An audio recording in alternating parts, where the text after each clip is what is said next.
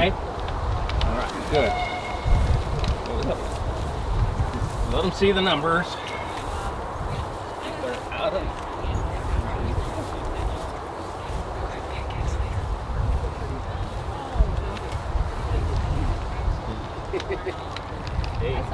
And number 9. All right. Why don't you take a step? Just step away. You guys are in great place. You don't have to move at all. Hang in there. All right. This is what I want to do. Number 3, number 6, number 9. Take one step forward. Number 6, take a step forward. And I want you to press down on the red shirt down here. I mean, go on down. Stand next to it. Yeah. Shoulder, or, yeah, elbow to elbow. You guys dress down on number 1. Don't move. So you can stick backwards. Line up with them. Leave a gap here. All right. This is to show you something. We have 9 soldiers here. They're all Army soldiers. They're all men. And they're all dead. Yeah. Son of a gun. Why did I do this? Okay, we have 9 people, 6 over here, 3 over here, 6 out of 9. What is that fraction? 6/9. What is that fraction reduced down to? 30%. You know, so many people say 1/3. 2/3, that's correct. This is to show you that of the 750,000 plus estimated deaths during the Civil War of soldiers, sailors, and Marines, fully 2/3 died from disease, not affiliated at all with anything in combat. That's true. That's true. Yeah. We're going to start over here with our diseases. Number 1, what did you die from? Dysentery. Dysentery. You know what dysentery is, right? Chronic diarrhea, general malaise. You don't really feel much like doing anything but going and pooping. Sounds like Yeah, it's a waterborne disease caused primarily by bad water with things in it. Amoebic dysentery, it's called. We finally figured out that some one single cell organism caused it. But we didn't know that back then. We would treat the diarrhea with opium, but it didn't help that much. He still just wasted away, and sure enough, he died. That was the leading disease killer during the Civil War. Dysentery. Number 2, you died from Typhoid fever. typhoid fever, another waterborne disease. It was endemic. You could get that anywhere. Willie Lincoln, President Lincoln's son, died in the White House from typhoid fever. Willie Sherman, General Sherman's son, died down in either Tennessee or Georgia from typhoid fever. Anybody catch it.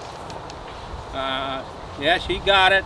A lot of same symptoms as dysentery, fever, sickness, wasting away, and sure enough, it killed him. Number 4, you died from Good old-fashioned malaria. malaria. How do you get malaria, guys? Mosquitoes. Well, maybe today, but back then you got it from bad air. There was a miasma, bad air around, stagnant water, swamps, places where mosquitoes live. And, well, you know, the name itself tells you. Malaria is 2 Latin words, bad, mal, and aria, air. And you could survive malaria, but if you are not in the greatest of shape, no, and he died. Number 5, you died from pneumonia. Probably a secondary problem. He came to sick call and he had the flu. The flu. You know what the prescription was for the flu? Total bed rest. You stayed in the bed, laying on your back.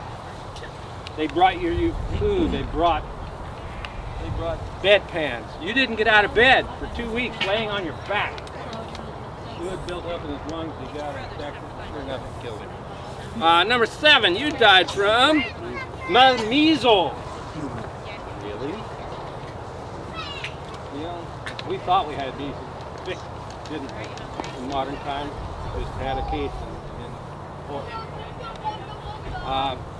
Measles was another one of those things. You know, this kid was probably from Minnesota or Wisconsin, one of those western states.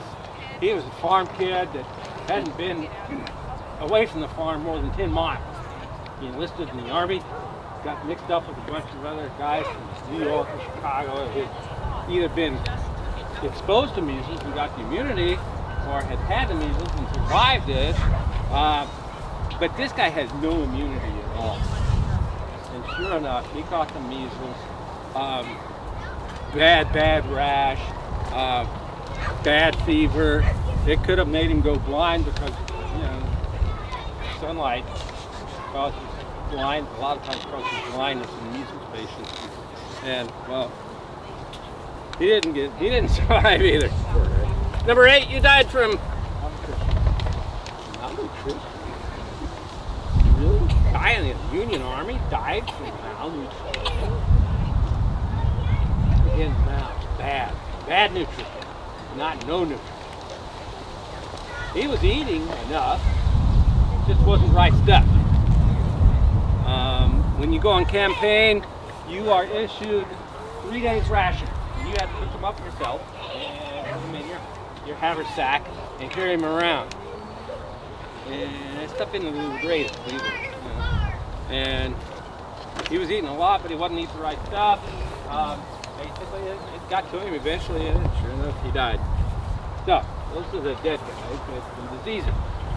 These guys died from wounds. Number 3, you died from gut shot. An abdominal wound is a mortal wound. The chest wound is a mortal wound. We, as surgeons, would not operate on those types of wounds.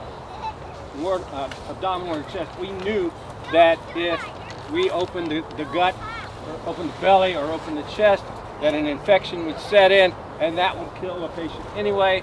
He was going to die anyway, more than likely. We would set him under what we call the Joshua tree and let him, you know, just keep him quiet. Maybe if we had a nurse close by that could write his last letter home, we'd do that for him. Give him a little something to drink, and that would be it. And within 24 hours, usually he had his spot. Sure enough, he died. Number 6, you died from? Killed by cannon fire. Oh, where would it go? Think of it. Double canister shot. 36 1-inch round iron or lead balls. He took them all. We couldn't even find his shoes out on him. Just a pink nip. He didn't feel it. Easy. Number 9, you died from being bayoneted. Well, this is the thing. The bayonet probably didn't kill him, but the infection afterwards did. Triangular wounds, if you've looked at the bayonets that these guys have, they're triangular shaped. Here's that assistant guy. Did he walk away? All right, anyway, he had his bayonet with him on his shoulder. You're going to have to hurry, Doc. The soldiers are in need. All right. Anyway, triangular wounds do not like to heal at all. He probably fell down when they fired a big old rebel charge. Fell down, rebel poked him. Later on in the hospital, the wound would not heal. It got really infected.